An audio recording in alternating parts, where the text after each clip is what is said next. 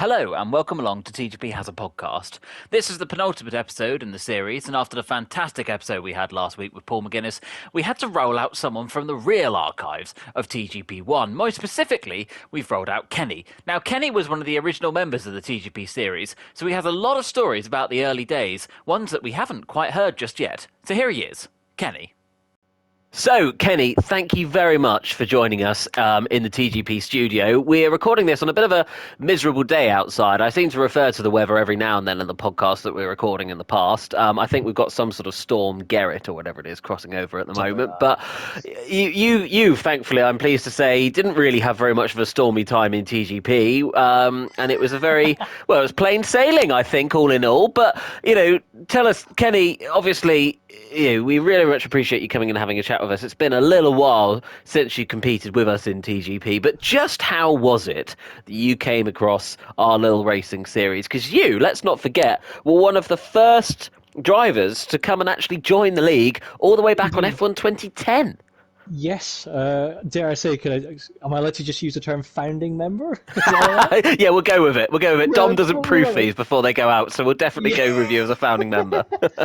Yeah, so the way I remember it was like, yeah, obviously, as you say, F1 2010 was out and about, full swing, and it's been like a number of years since we had like an official F1 game, because the last one was F1 2006 on the PS2, the good old PS2. Great game that as well. The PS3 was also just coming out, and so Studio Liverpool at the time, they went, well, there's no point in us developing the 2007 game. What we'll do is we'll just sort of do an HD remake to the Championship Edition. And to this day, actually, I've still got the Championship Edition on my PS3, and I do go back to it now and then thinking, my God, the graphics for back then were pretty astonishingly good. It's aged pretty well, so what a game that was. But yeah, F1 2010, first like official one in a while. And yeah, I knew Dom, Sam, and the various others like Dan the Man and that through Twitter.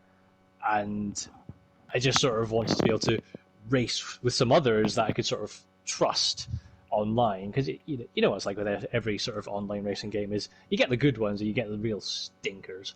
There's plenty of those out there. Yeah, indeed. So yeah, it basically just started off as we sort of colloquially called it the one lap championship. We just did every single circuit one lap, and we all just. I remember that feature. You could do a one lap race, couldn't you? Yeah, it was weird, but yeah, we all just got all involved in it. And I remember Dom at the time even he didn't realize it was me when I joined in, because he's like, oh, what's your Twitter? Like, Dom, it's me. it's me, Knievel. Knievel from a Twitter, Cannonball for my PS username.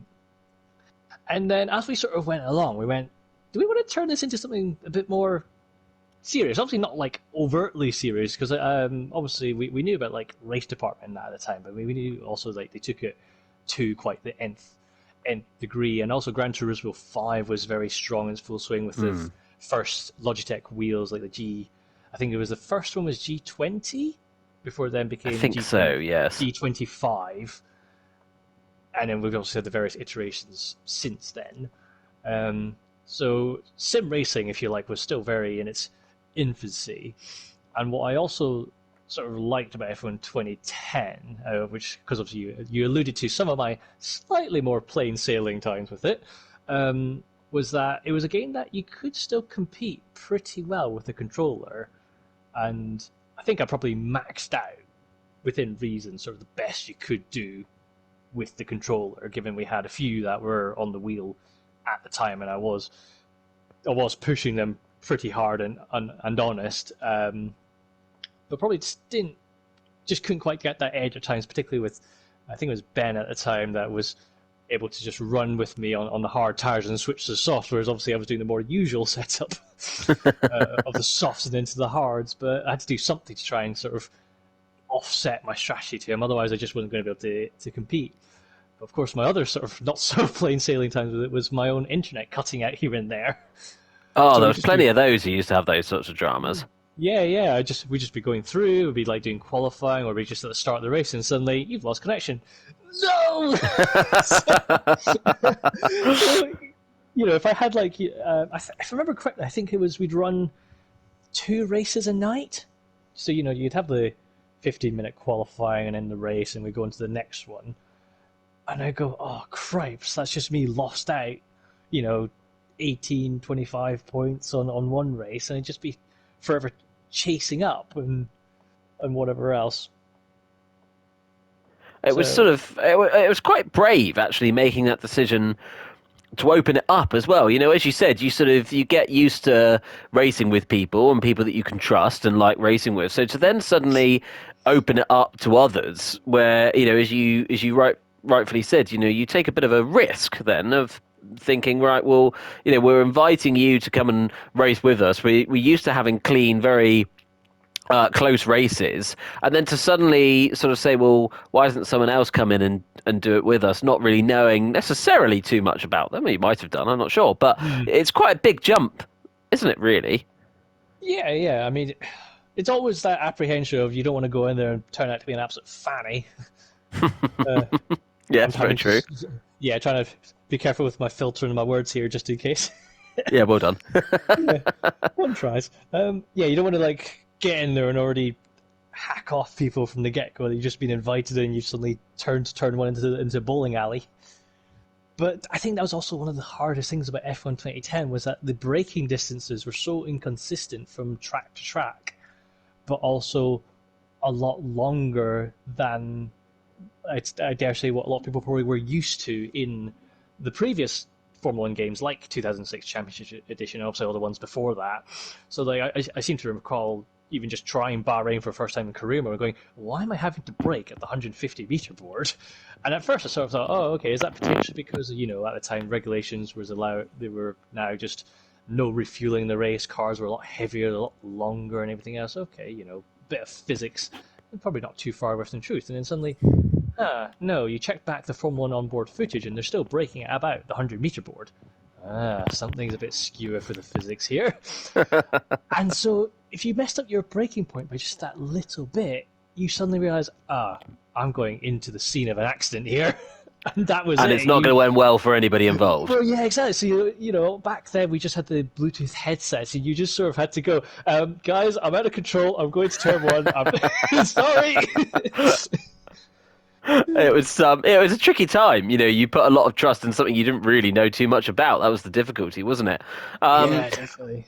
And looking then into that season one, I mean, it didn't take you long really to sort of hit the ground running. Round 12 it was, around Germany, that you took your first race win. I mean, obviously, in the first season of something, it's difficult to know really quite how big it's going to get, or, whether this is just going to be a flash in the pan, or how it's going to end up. But did it feel like that you'd really achieved something when you took that first race win?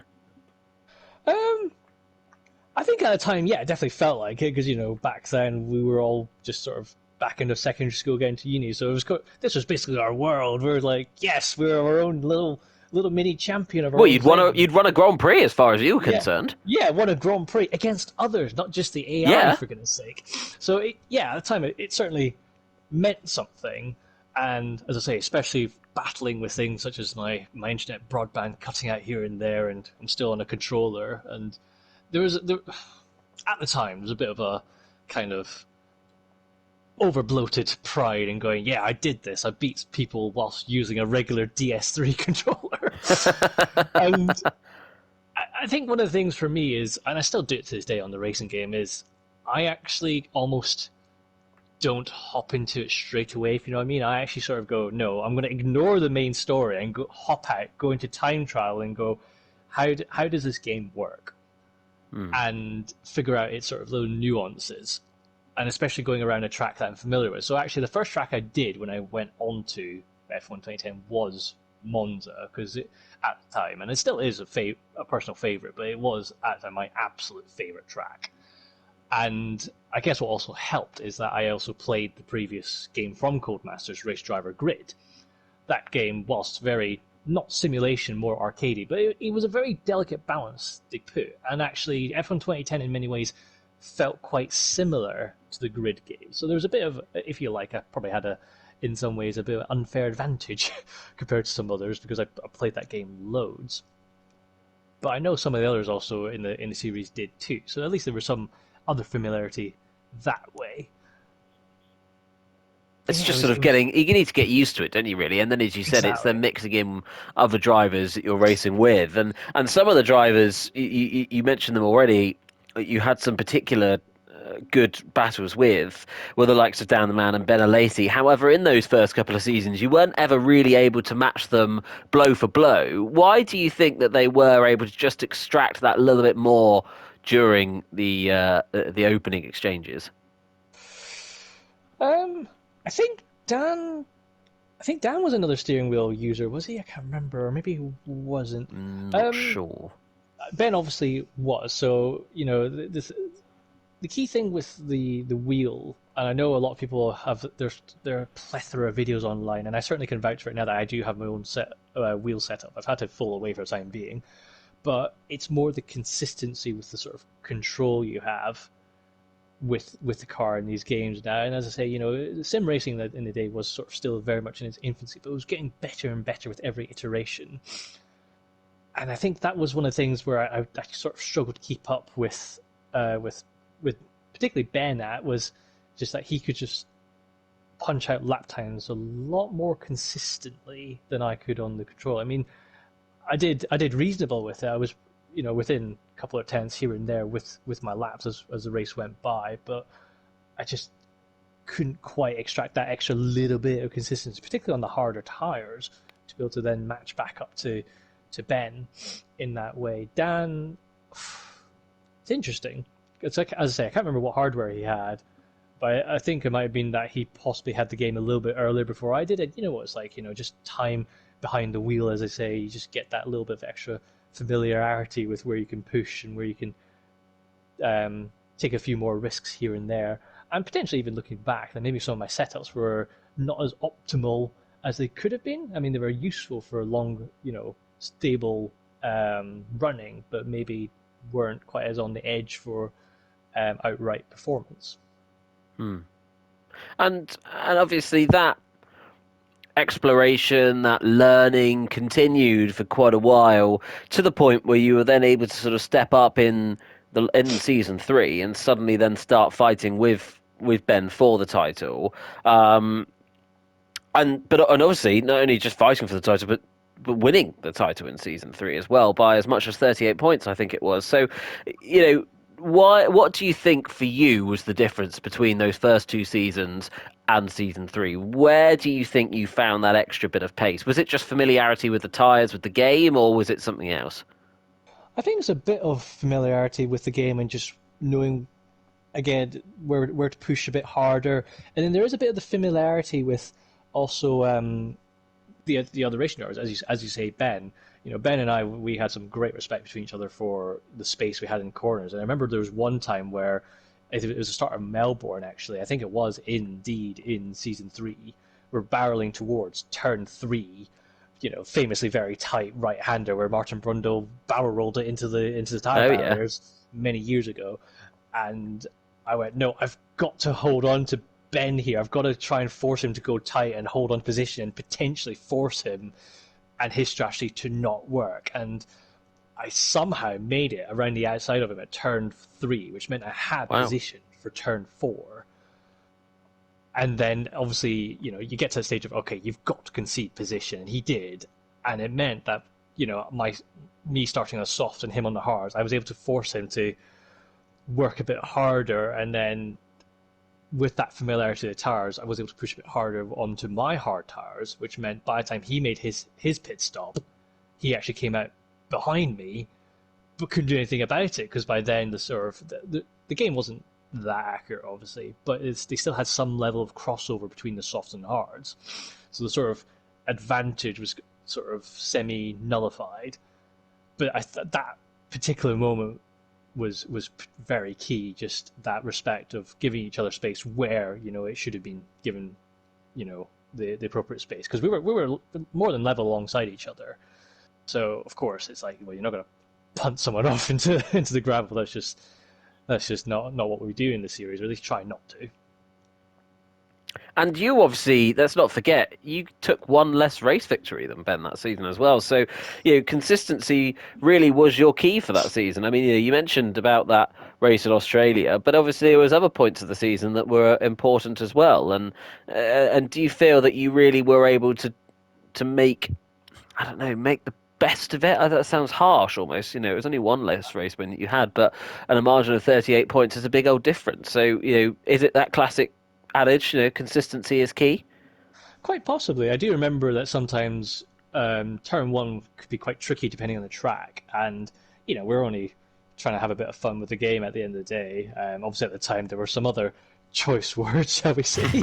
But yeah, I think there was an element of. I think you are right, probably to say that just making the best of it, and if say like I started on pole or second, and we get our turn one incident, I might drop down to sixth, but then very quickly making my way back up to the podium positions.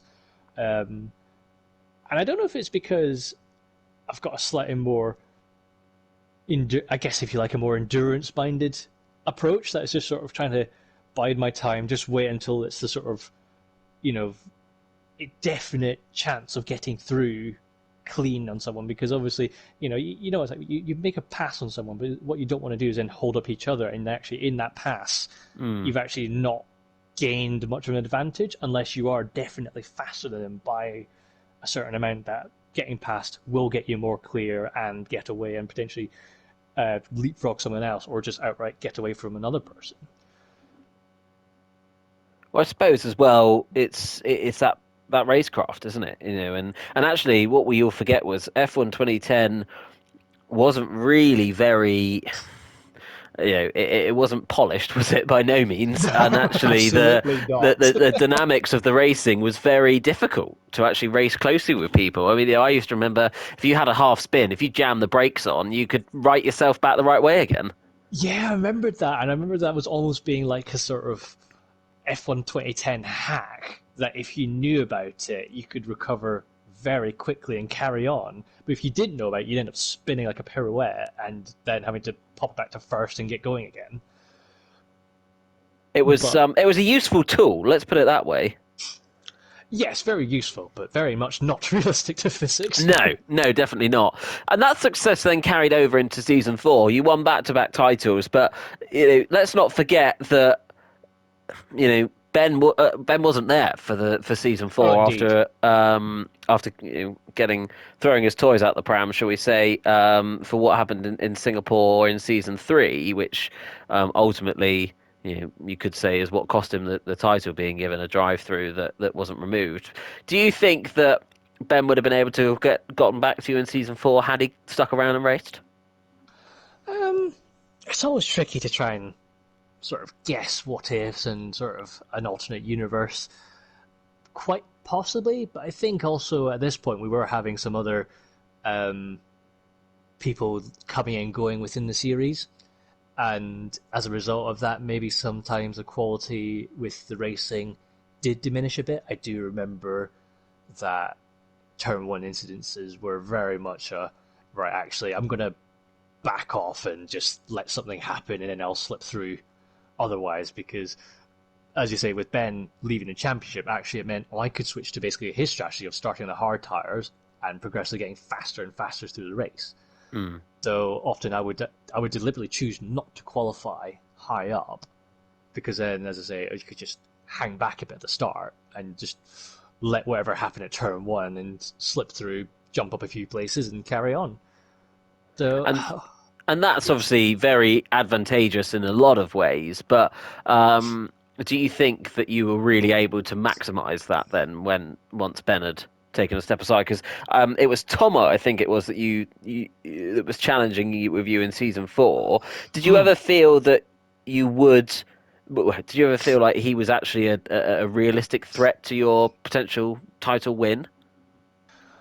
I think potentially if some things went a little bit differently depending on which race, because I still had my internet occasionally dropping out here and there, and then also because I was getting ready for university, I had to miss out on some races actually in season four for that reason, because I was moving things back and across between cities. So yeah, he could have potentially been, but I think one of the other things as well was that I really worked hard to figure out the game without using the driving assist, almost like as quote unquote realistic as possible, because F1 2010 realistic don't really fit in the same sentence. No, no. But I mean, I think it was pretty well understood that in F1 2010 at least, that if you had learned how to use the game without the assist, you were faster. Because obviously traction control, it cut the power, cut your acceleration. ABS, it just meant that I think actually it cut your maximum braking power with the ABS on, whereas with ABS off, the game just went, all right, have everything then, and see how you get on. So I could brake later, and obviously traction wise, obviously I worked really hard on my setups to make it every track as drivable as possible. I think sort of indicative of that was, I think it was the Abu Dhabi round in season 4, going to turn 1. I braked early, but still managed to tag the back of Tomo. and I went, that can't be right. What? It's not like Tomo's any slouch with the car either. So No, no. And do you think, as you mentioned things like traction control and ABS there, I'm trying to recall. Were you a driver who used those sorts of driver assists, or? I generally didn't. I guess that was partially from the mechanics within Race Driver Grid, and I don't know. Did you ever play Race Driver Grid? Actually, I didn't, so it's not something I can draw a lot of experience on, I'm afraid. So the way the game worked was quite interesting. Was that it was kind of like you were an independent racing driver team, and Right. each race you competed in, you obviously got money for winning or however well you finished in the race or the series, because it might be like mini championships. But you also got what was called reputation points, Okay. based on like how difficult you made the race. Right. And I guess that's sort of analogous to like nowadays how difficult you make the race will then depend on how much experience you get. So it's same kind of idea. And the less obviously the more difficult you made the AI and the less aids you used, the more reputation you got. Mm. So that became a thing of actually realizing that the PS3 controller wasn't like the PS2, where actually even the buttons had a sort of sensitivity to it. I realized in Grid that for the PS3, the buttons were just dumb on-off buttons, and I had to use the analog stick. Mm. So there was a bit of that, and then realizing how to make then that work with the game, and then figuring, okay, now that I'm going to try and turn the assists off, how the hell am I actually meant to, finally balance, braking and traction, or like short shifting to try and maximize the exits out of corners. So that became a thing of me trying to use the games without assists as sort of effectively as the cars were intended to be used, depending on obviously which cars they were. Obviously, for the most part, Formula One, no assists. Mm. That potentially could have been the undoing for F1 2011 later, because that game, for whatever reason, just felt horrendous. I know people probably still recall the 11 living glitch with the suspension Yes. setup. Yes. Yeah. And that honestly baffled me. I just went, no, that doesn't make any sense. That this could happen. But then also remember the Codemasters released Dirt Showdown in the same year. And I remember joking, yeah, what a game that was. That was great fun. And I remember joking to Dom, it's like, here's a game why F1 2011 is rubbish. Now I'm going to have Codemasters suing me. Great. And do you think that TGP and other race leagues should be a little bit more on it with not allowing drivers to race with assists? Sometimes yes, sometimes no, because in the last few years I dabbled a bit with another racing league with Project Cars 2. And generally cars we use in those series, where it was like the GT3 cars, LMP2s, they're cars that do have assists in real life because they're a lot heavier. So to get them sort of going and stopped is quite tricky. And actually, over the years, I used to live, breathe, and die by Formula One. But as things have gone by, I've kind of gone, you know what, Formula One isn't for me anymore, and then have to sort of refigure out what can I sort of follow that's getting me interested. And lately, with the World Endurance Championship with a hypercar, that's what's been getting me going. And actually, I watched about 15 hours of the 24 Hours of Le Mans this year. great race throughout. And those cars do have this SSA because they're much harder to control with the weight. But still, there's an element of actually, yes, they have the assists, but if you try not to rely on them, you're going to be the better driver. Which is Okay, just I that see. sort of take the edge of the difficulty slightly away. But Yes. still, if you do turn them off, you could find potentially some advantage that way. Certainly, when I was in the other race series, I found sometimes in qualifying, I actually deliberately went, right, I need a little bit more power coming out the corners. I'm going to turn the traction control off because it was killing my acceleration. So it did, depending on the track, I think it got me like half a second. Now, that was in GTE cars, where that kind of makes sense. Big, heavy cars. I say big, heavy, I mean, we're talking like 1.2 tons. Heavy for Formula 1 terms, obviously. But as sort of modified sports cars with a lot of the weight taken out and swapped out for race improvements, they're actually, in the grand scheme of things, pretty light.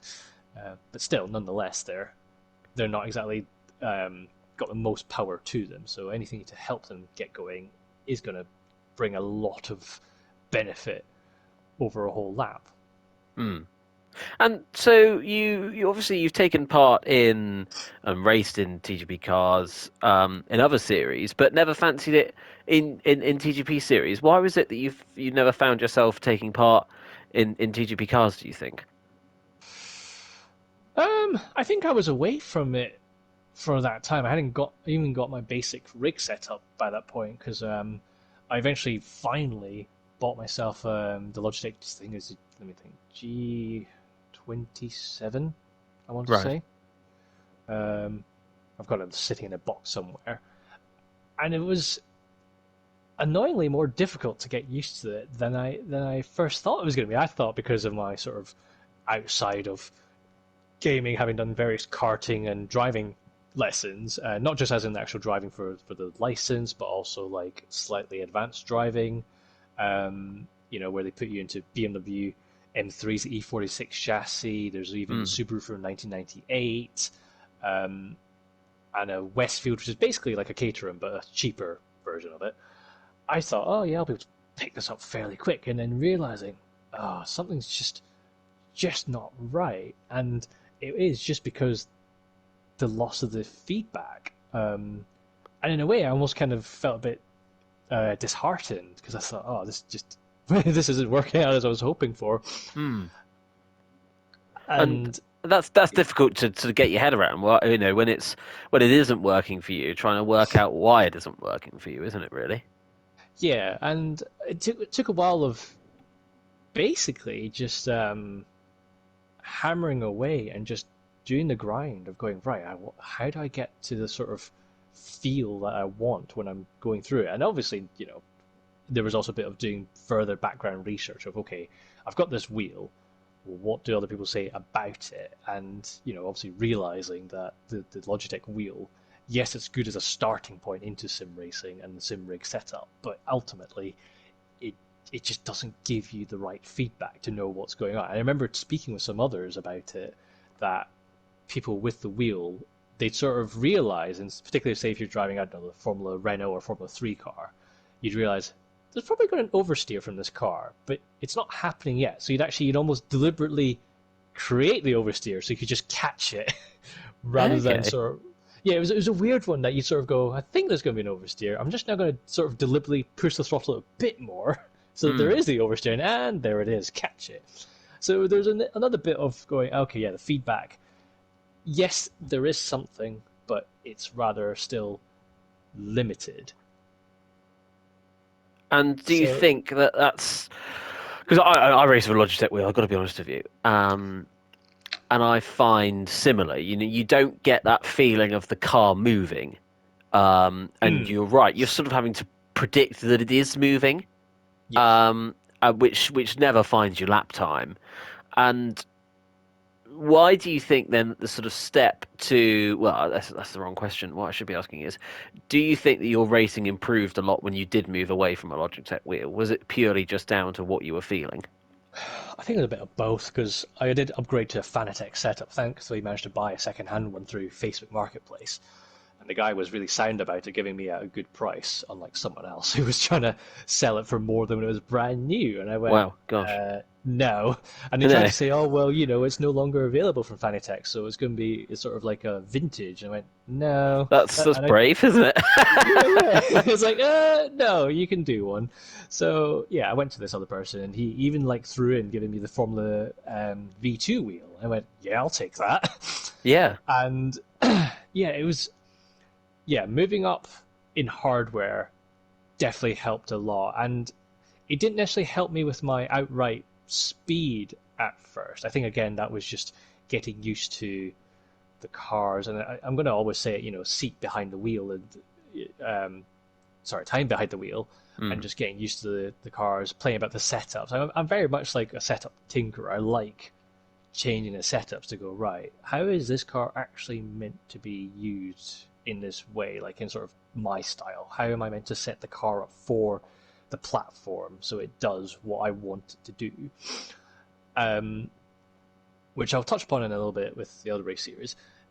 But yeah, it was a bit of getting used to the cars, but yeah, more time literally behind the wheel, and then the feedback from the better hardware just being more informative, literally just as simple as that. And when you get that extra information, you just sort of get a better understanding of the car being closer to the limits. And then if it does start going beyond, then be able to some extent fix and correct it and save yourself from binning it into the gravel trap and beyond. Mm. Mm. And so, why in those other race series do you think that it does help more, perhaps? I mean, ultimately having the better hardware, I think, helps with whichever series you're in. I think also the other reason why I went for the other series is because I had a former colleague in my other career that was also there, so I had a bit of reduced risk with, at least when I was joining it, at least someone else knew me. Mm. So I was like, okay, so it's not like I'm not jumping into someone's, completely new group and potentially upsetting the whole thing. At least I'd be able to go in there and so, one Not person would say, ruffling an oh, apple cart or anything along those yeah, lines, yeah, then. Yeah. exactly. Someone would at least be able to say, oh, he's new to it. He's just picking it up, blah blah blah. Whereas with TGP, I think it stayed with the Form One for quite a long time, and I hadn't even got a new Form One game since 2012. I got so put off of it because of just the nuances with how it just really wasn't improving in the way that one I felt I liked, because I couldn't really feel it as I was trying to push the limits. I mean, I remember particularly 2011, as I say, the 1111 glitch, trying to brake, and like sort of to get the braking right was literally a difference in millimeters on the analog stick. And I just at the time thought, well, if I'm going to be stuck with having to be within millimeters to get the right braking and with the ABS off, that's just not how I want to race. I don't want to have ABS on if I don't actually, strictly speaking, need to have it on, or for it to be, the more full experience. Mm. I only really want it on if it actually makes sense for the car I'm driving. Just it is sort of that looking for the authentic feel with the cars. I know that's absurd to be saying for the PlayStation, even PC with a massive computing power, but that is something that I do like where I can to have the sort of authentic experience. And I think others could probably relate to that too. Is you want to have that feeling of you're hopping into the car and getting the sort of actual feeling of you're now the one behind the wheel. And do you, we've talked a lot about the different racing series and all the rest, but do you see yourself coming back to TGP? In whether it's in TGP1 capacity, in TGP Rally, which we'll come on to a little bit more in a minute, or even if another GT League comes about in the series, do you see yourself or a way that you do come back to TGP series? Potentially, not in the immediate future. I'm kind of slightly lacking the space in the lounge at the moment to be able to reset up my rig with everything. And plus, I've also got two felines who, one of them is still quite young and likes to chew cables. Ah, yeah, that's not good. No, not too ideal. Um, yeah, I could see it. I mean, certainly I've had a bit of a dabble in Assetto Corsa Competizione. I've probably said that completely wrong, so I'll probably Oh, have I some wouldn't know how to Italian. pronounce it either, so I really wouldn't I've, worry. I've probably got an Italian going, "Oh, you muppet." Yeah, Luca is Probably. just turning himself at the moment. Probably.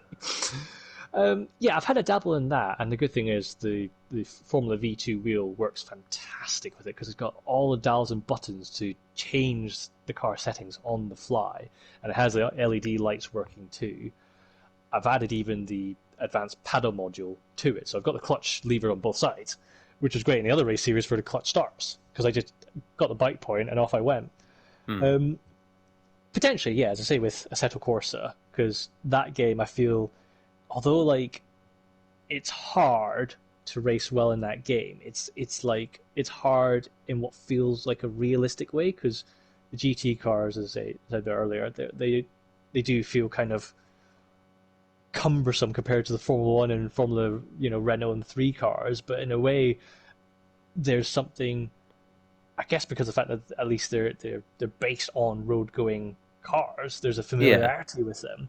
So you kind of, in a way, you can sort of pick them up and go, okay, yeah, I can sort of get into it reasonably well. Obviously, like with anything now, if you want to get really fast, you got to put in the hours. But I feel with the GT cars, you can sort of pick it up and put in a few laps and sort of feel quite happy with it, which kind of makes sense because with these GT cars, they are meant to be raceable by what we call amateur drivers. Obviously, they're not strictly speaking amateur in sort of the truest sense. They are still Race professional to some cars. extent. Yeah. They're Hmm. still racing with other professional drivers, so they have to be professional to some extent. It's just they're amateur based on their rank relative to those professional drivers, Yeah. and for that reason, yes, they are easy to or easier to pick up and drive, but they can still be tuned to be very, very competent race cars in their own right, which is why we have the pro class for a while. And what about TGP Rally then? I mean, your good friend Sam Wrighton, who you now work with Mm. these days. He obviously competes in TGP Rally. Do you see yourself doing that? I haven't picked up rally in a while. I mean, I did have a dabble at the Dirt Rally 2 for a bit, and this became a little bit of a personal frustration was that I was able to go faster with the controller, but I really wanted to get it to work with the wheel, Mm. and I just haven't been able to get the right settings for the wheel yet.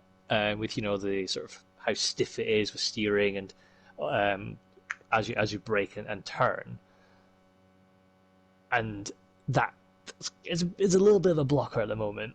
But I don't know. It'd have to be a while before I sort of pick it up, and whilst I enjoyed the sort of when I did dabble in it for a brief spell, I did enjoy the rallying experience. I'm not quite sure rallying is quite my thing. When More of I a was circuit doing racer. yeah, because even when I was doing the GT racing, we had the LM4 GT as well, and this is when we were just having a mess around. We weren't like actually racing for the sort of championship. And I thought, you know what, okay, I'll give the 4GT a try because I was using the Ferrari 488 for a lot of it. And the reason why I chose a 488 is because it's sort of known as a very well balanced car. That it's not like the best in any particular way, but it's very usable across a lot of situations. So I thought, yeah, okay, that sort of works for me. At least I can work with that. But for the 4GT to get it fast, you kind of had to be comfortable with it sliding a bit more. And it didn't quite work with me because I like to sort of set up the car to be quite stable in corner entry and kind of almost only flick it just at the apex to get the car straightened up and then just put the power Sure. down and off I go. Which obviously the Ferrari could support in bags because it's just happy to do whatever. But the 4GT, the fact that you kind of have to be slightly sliding it as you're going into the corner and through it, I just couldn't process it. I tried several times at Spa, and I don't know if I uploaded the Ford GT lap time. I definitely uploaded my Ferrari several times, and my Ferrari time I was sort of similar to the real world qualifying pole lap time, but the Ford I was off by like 2 seconds a lap. And when you sort of, if you didn't have the stopwatch, you wouldn't think that the lap times looked too different. But once you see it, 2 seconds, you think, I mean, that over a stint, that's you basically gone. That's you out the race. Yes. It's a So, different gravy, isn't it, at that point then, really? oh yeah, definitely. And it was the same even also with the Aston Martin, because that was sort of known to be pretty good with the brakes and everything else. But I just couldn't get it to work for me. I just again about 2 seconds a lap off, and it might have just been I needed more seat time. But I really tried with it, and I couldn't figure out how on earth to get it to the sort of same level of performance as I could with Ferrari. Ferrari just seemed so easy to pick and go. Well, it's interesting with that regard that those sorts of GT cars. Some people just cannot get on with racing with them. You look at the likes of even within TGP as well. You look at someone like Kwok, for example. Very good with the GT cars, but hasn't really had that sort of success in the Formula One single seater sort of machinery. And I think that it's two very different ways of driving, isn't it? It's two very different ways of not only a sort Indeed, of approaching a braking zone, but a corner, the acceleration. It's everything, isn't it? Really. very much so. It's the whole um, it's whole navigating of the everything about it. Because if you can't get the car, I mean, obviously you start at the beginning with the braking. If you can't get the car set up as you go into the corner, then you can forget the rest of it because you're not going to be able to get it tidied up by the time you get to the apex, and then you're going to be slow coming out of it. But yeah, there's something that has to be said about how different cars just suit different people's driving styles. And I've got a former director that when he was racing, he said how he would set up in the corner kind of like how I described it, that it's nice and stable and braking, and then you just sort of flick it at the apex and get straightened up. But he had a teammate that liked the car to be absolutely dancing on its back end, Okay. sliding over place, going into the corner. But they were doing the same lap times, Right.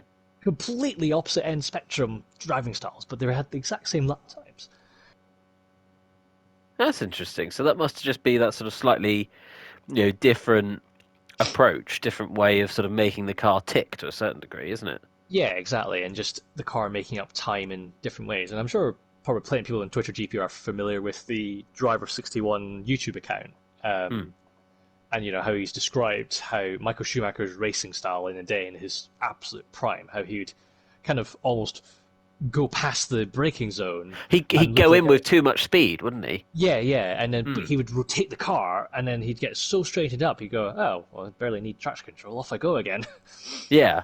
So he would as you said, he'd go past the braking zone, and instead of sort of making the corner like a U, he'd make it a V, wouldn't he? He'd sort of come in at very early apex, go past the apex, rotate the car then very quickly, and then straighten it up very quickly there afterwards, wasn't it?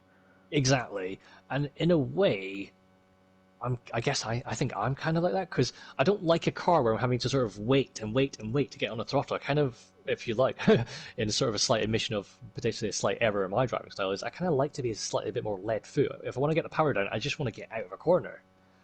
Yes. So I do Yes. try to get the car, or sometimes bike now on Ride 4, get it rotated as quick as I can, or at least in a way that I can just get the power on, get out of the corner, down the next straight.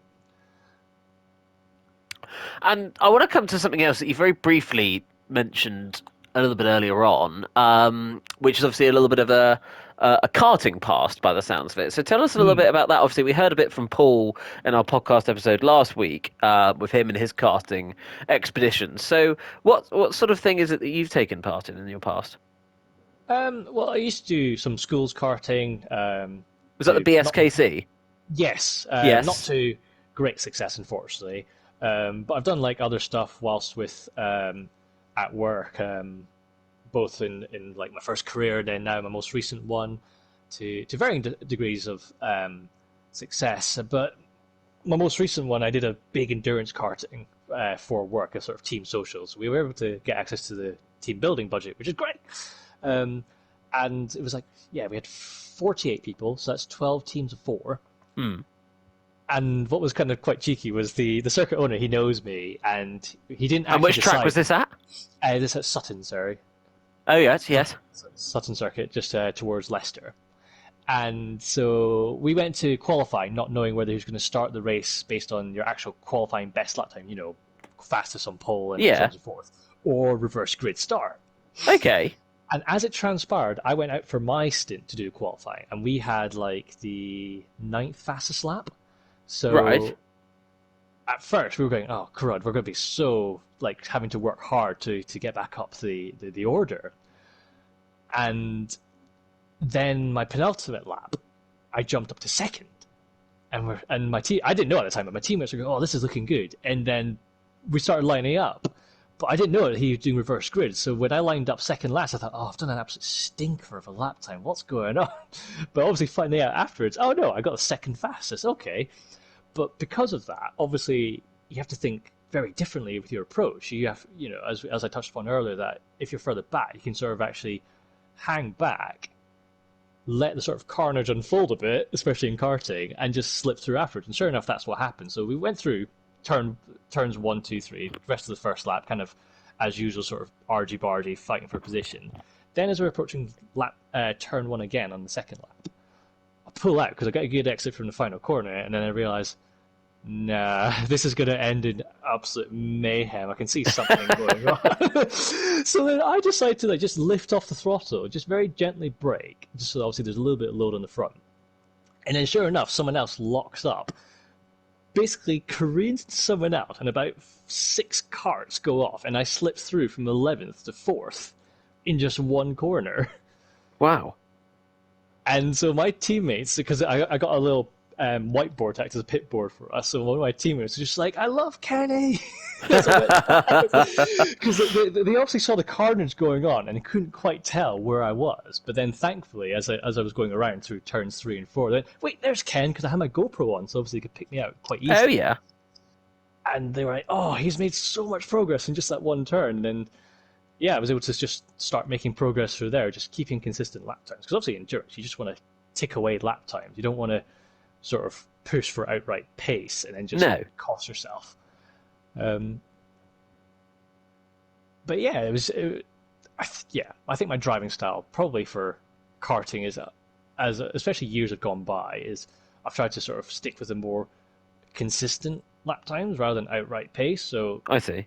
So someone probably could overtake me quite easily, within reason, depending on who it is, if they are faster than me. But one of the things that sort of has made me trickier to be overtaken is the fact that usually I'm reasonably consistent with my lap time. So there was one of those sessions which I organised, and I miraculously won my sort of first win in years in karting.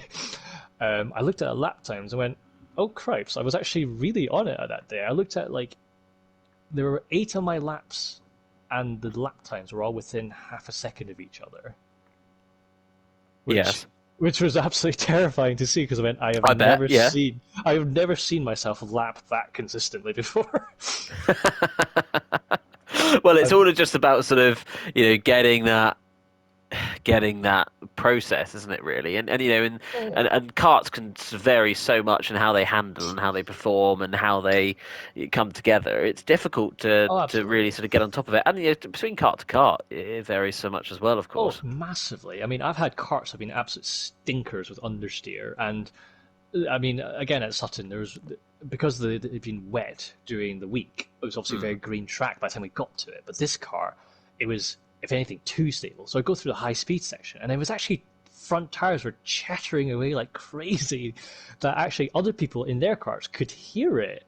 And I'd actually looked down and I thought, this is like, do you remember in the day when the PS1 controller with the vibration function, you had the transparent ones, so you could see the little weight spinning around, and then your controller, if you left on the table, you could again see the vibration. It was like that, and I thought, that's not a good situation to be in. No, so not at all. I was bogged down for power and speed as we're going down the straight. Gosh. And as well, just to add to all of this, you're doing the best for your team as well, aren't you?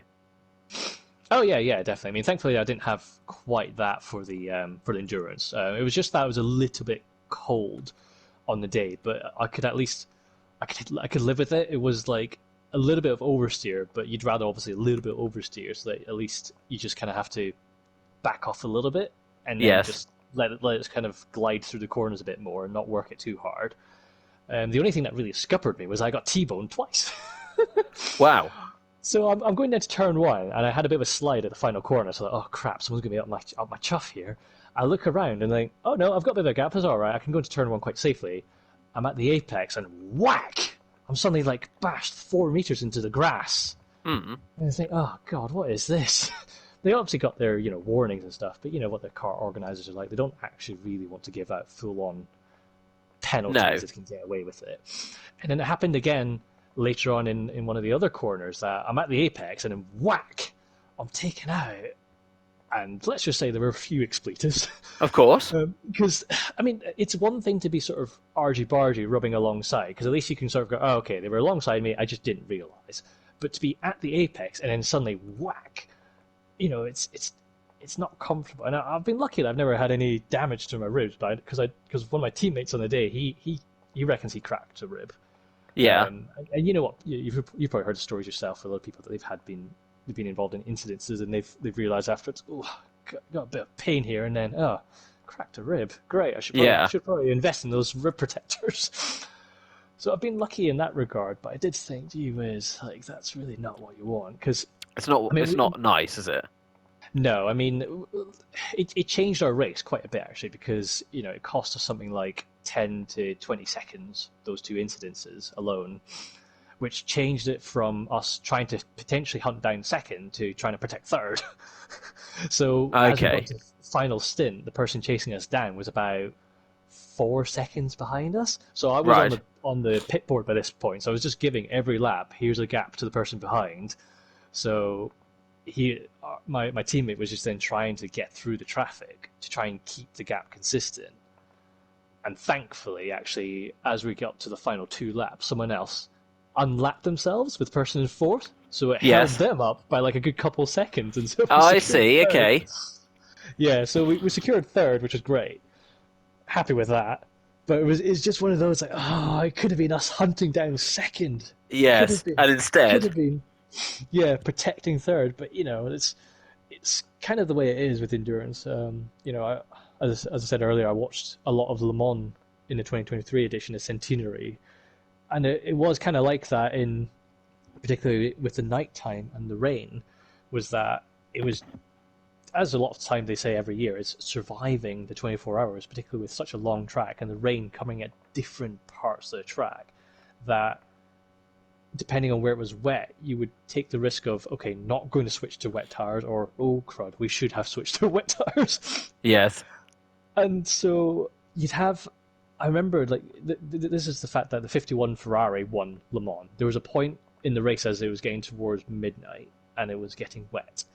They spun out, got a little bit stuck in the gravel. They lost a lap to the Peugeot at the time. And I went, oh, I've got to go to bed because I'm absolutely knackered. But I'm now going to bed with thinking, how are Ferrari going to recover this at this current rate? Because the Peugeot was great in the wet conditions. Yeah. And I get up, turn on my tablet to follow it again, and Ferrari in the lead by about 60 seconds, I think it was, with Toyota chasing them down.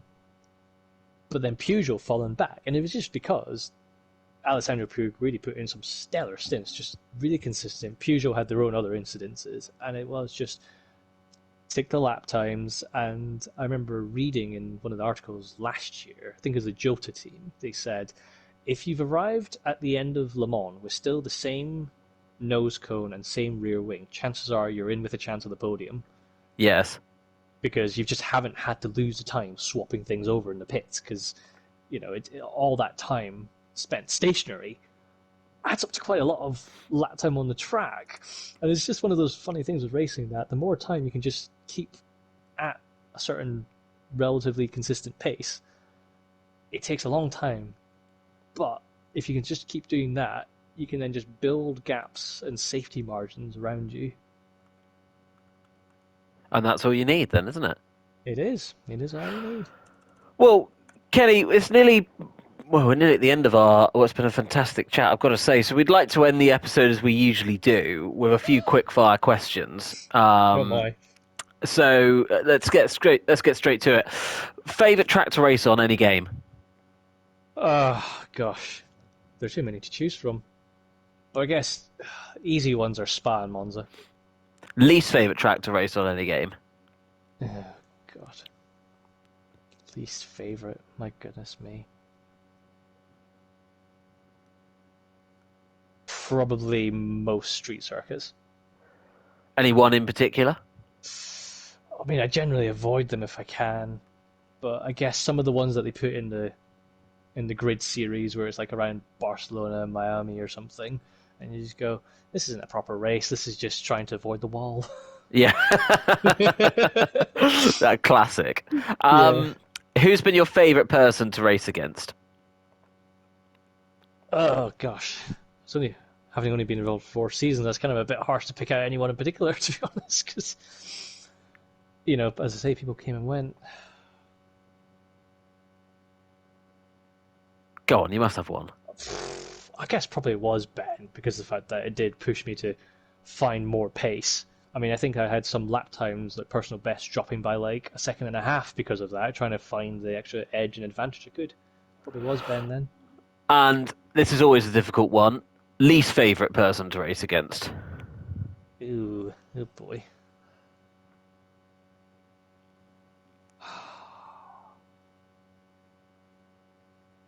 Yeah, I can't really put one on that. I'm gonna have to put a pass on that one. Can't really name one in particular. Pass on that one. Pass on that one. You're the only one that's passed that one, but we'll let you off. One last question then, just before we wrap up. What game would you like to see TGP run a league on? Oh my goodness me. Oh my goodness me. I mean, I guess because I'm on it right now, it's probably Ride 4. Motorbikes. Okay. Maybe Get on something the different. bikes. Interesting. Yeah, yeah. I mean, I've got the odd lap times that aren't doing too badly on the leaderboards, and so that's why I put them onto YouTube actually, because I've gone, you know what, I'm not doing too badly. But one could argue it's because not too many people play Ride 4, so fair enough. But I'm going to take a top 10 lap time if I can. I'll take my wins where I can. We'll go with that. Well, Kenny, it's been a pleasure and an honour. So thank you very much for joining us. Hopefully, we will see you back racing with us in TGP in sometime in the near future. But for the meantime, I guess it's for me to say is good luck on Ride 4, I suppose. Thank you very much. Thank you for having me. We'll speak to you soon. You take care. You too. Bye for now.